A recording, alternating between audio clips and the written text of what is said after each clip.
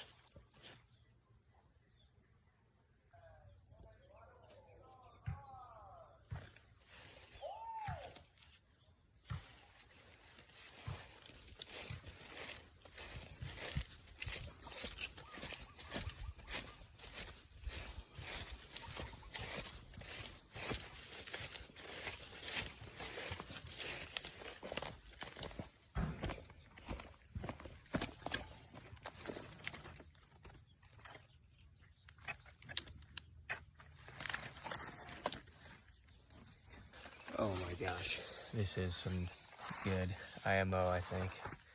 Sorry about the lights. I gotta work a market today, but this stuff came out really good. I'm thinking it was the one that was under the guava tree, and I didn't see any mycelium because it was so wet out when I collected it.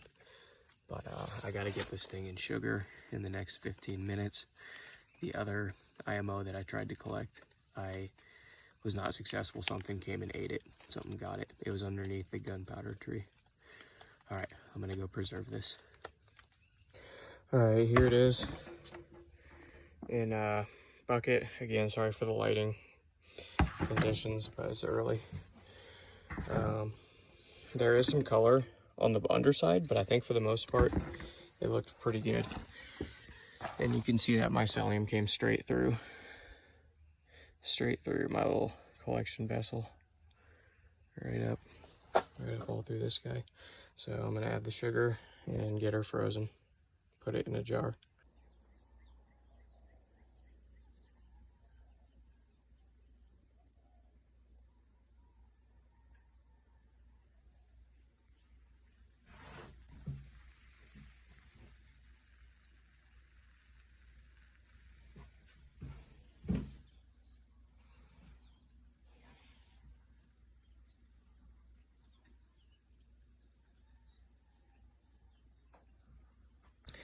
So here is the water-soluble calcium formula that I've just made. And I've been saving up eggshells for the past couple of weeks, and I managed to get about 7 ounces by weight of crushed eggshells, and I roasted them up and winnowed out the membranes, and then I added a 1-to-10 ratio, so 10 times the amount of vinegar to this so that it will extract out the calcium and make it water soluble. And it's a pretty intense reaction. It was really going when I first added the vinegar, and it's probably been a couple of minutes and it's still going pretty pretty hardcore. So I'll store that in a cool, dark place and eventually use it to use as a foliar spray on the plants. And it really helps with the reproduction phase of life. So when the cherries are about to start forming or buds are starting to form, whatever the fruits are, this calcium, I guess, helps plants in that phase of their life.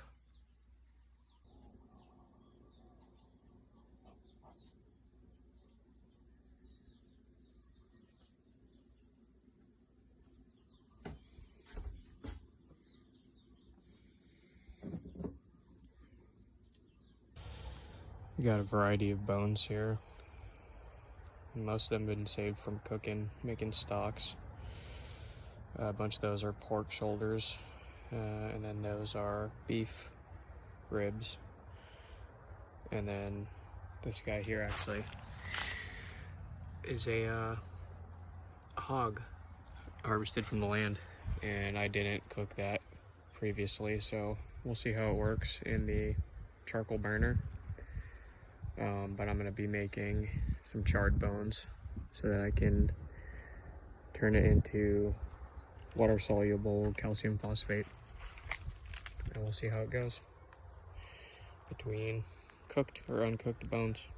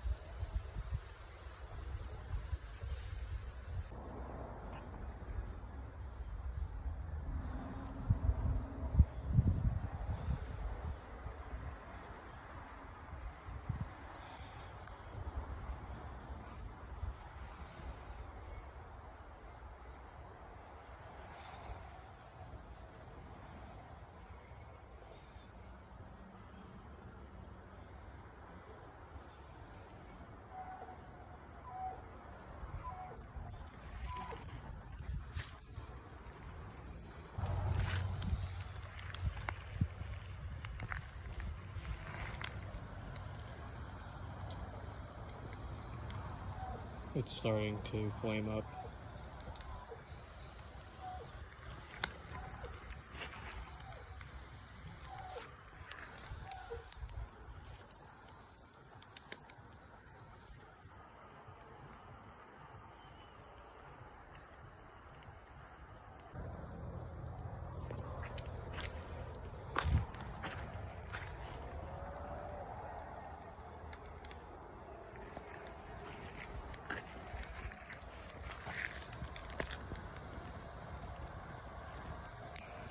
These bones on the top are starting to char up, but I think it still needs more time.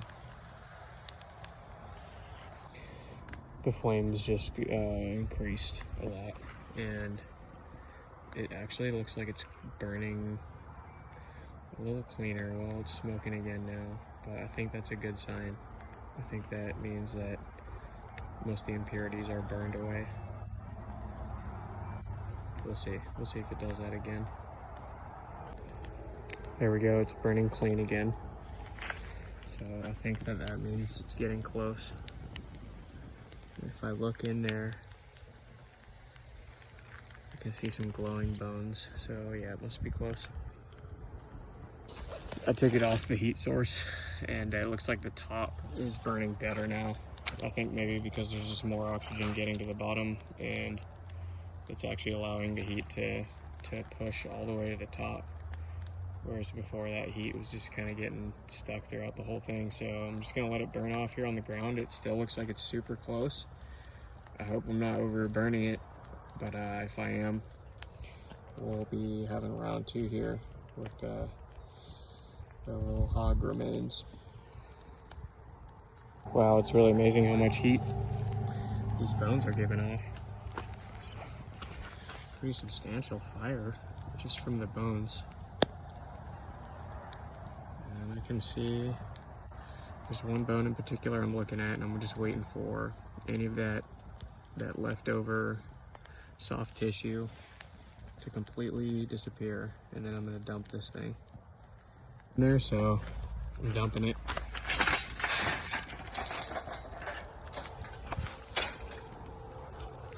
There's some white bones in there, but there's also some black ones.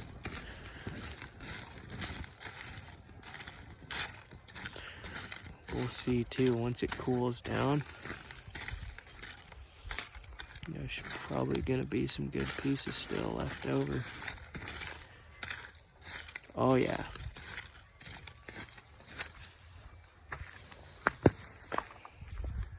I've entered.